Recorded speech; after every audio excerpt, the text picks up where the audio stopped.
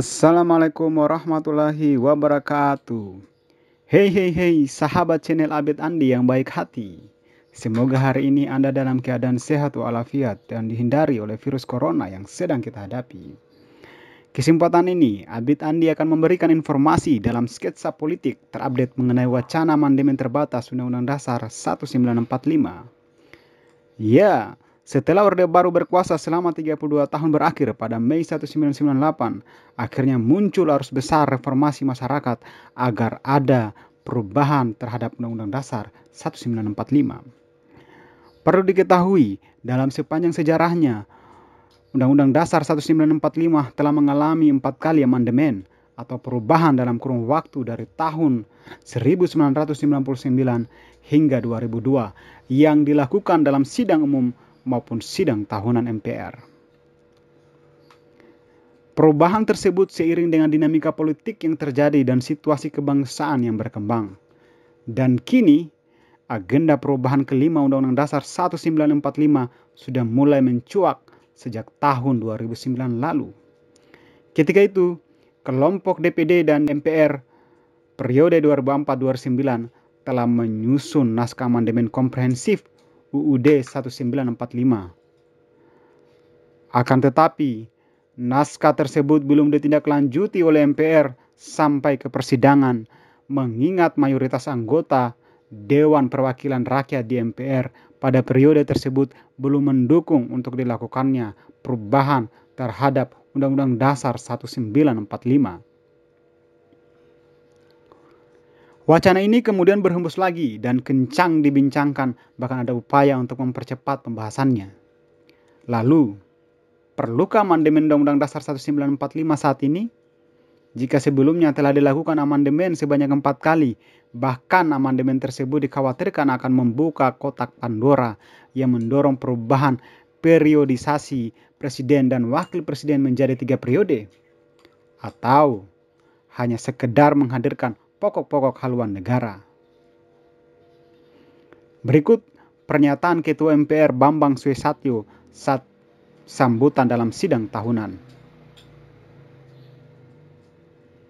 Dari rekomendasi MPR periode 2009-2014 dan MPR periode 2014-2019, hasil kajian MPR periode 2019-2024 menyatakan bahwa perlunya pokok-pokok haluan negara atau PPHN yang bersifat filosofis dan arahan dalam pembangunan nasional untuk memastikan keberlangsungan visi dan misi negara sebagaimana termaktub dalam pembukaan Undang-Undang Dasar Negara Republik Indonesia tahun 1945. Keberadaan PPHN yang bersifat filosofis menjadi penting untuk memastikan potret wajah Indonesia masa depan 50 hingga 100 tahun yang akan datang, yang penuh dengan dinamika perkembangan nasional, regional, dan global sebagai akibat revolusi industri, perkembangan ilmu pengetahuan, teknologi, dan informasi. Namun, rencana pembahasan amandemen Undang-Undang Dasar 1945 NRI tersebut ditanggapi kritis oleh Ketua DPP Partai Nasdem. Pastinya, pasal-pasal saling keterkaitan dan Undang-Undang Dasar NRI tahun 1945 tidak mengenal perubahan terbatas, kecuali dibatasi oleh kebijakan politik perumus Undang-Undang Dasar sebagai komitmen kebangsaan, kata Ketua Dewan Pimpinan Pusat Bidang Hubungan Legislatif Partai Nasdem Atang Irawan dilansir dari merdeka.com. Artinya, memungkinkan juga dengan pola perubahan pasal-pasal dalam pasal 37 akan membuka ruang bagi pengajuan perubahan pasal-pasal lainnya. Tidak hanya satu pasal, kata Atang. Atang memandang perlu melihat mekanisme perubahan Undang-Undang Dasar 1945 dalam pasal 37 itu menggunakan pola usul perubahan pasal-pasal berbeda dengan sebelumnya bisa mengubah seluruh dokumen konstitusi. Misalnya, Undang-Undang Dasar NRI tahun 1945 diubah oleh Konstitusi RIS kemudian Undang-Undang Dasar, sementara lantas kembali ke Undang-Undang Dasar 1945. Selanjutnya datang dari ahli hukum tata negara, Bivitri Susanti, pada Tempo menilai wacana PDIP untuk melakukan perubahan terbatas Undang-Undang Dasar 1945 sebagai langkah mundur.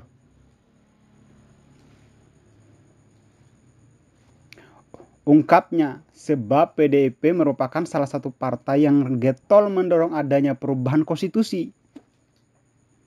Saya kira kajian PDIP kurang mendalam, tidak melihat sejarah, tidak melihat perbandingan dengan negara lain, dan bagaimana sistem presidensial yang efektif. Tambahnya, PDIP sebelumnya mendorong perubahan terbatas untuk menetapkan kembali MPR sebagai lembaga tertinggi negara dengan kewenangan menetapkan garis-garis besar haluan negara. Bivitri menilai, kalau MPR diletakkan sebagai lembaga negara tertinggi akan merusak sistem presidensial yang diterapkan setelah amandemen Undang-Undang Dasar 1945. Namun, kekhawatiran itu justru muncul dari Presiden Jokowi ketika Bambang Susatyo menghadap Jokowi membahas rencana amandemen Undang-Undang Dasar NRI 1945. Menurut Bambang Susatyo, kekhawatiran itu justru datang dari Presiden Joko Widodo. Beliau mempertanyakan apakah amandemen Undang-Undang Dasar NRI 1945 tidak berpotensi membuka kotak Pandora sehingga melebar, termasuk mendorong perubahan periodisasi presiden dan wakil presiden menjadi 3 periode. Saya tegaskan kepada Presiden Jokowi, sesuai dengan tata cara yang diatur di pasal 37 Undang-Undang Dasar NRI 1945, sangat rigid dan kecil kemungkinan menjadi melebar, ujar Bamsud. Yang pastinya, wacana ini masih akan terus bergulir hingga kemudian tiba waktunya untuk dibahas dan kemana arah pembahasannya. Situasi politik di DPR dan MPR akan menentukan keputusan akhir seperti apa ending yang dihasilkan. Terima kasih. Wassalam. Jangan lupa like, share, dan subscribe agar channel ini terus berkembang. Assalamualaikum warahmatullahi wabarakatuh.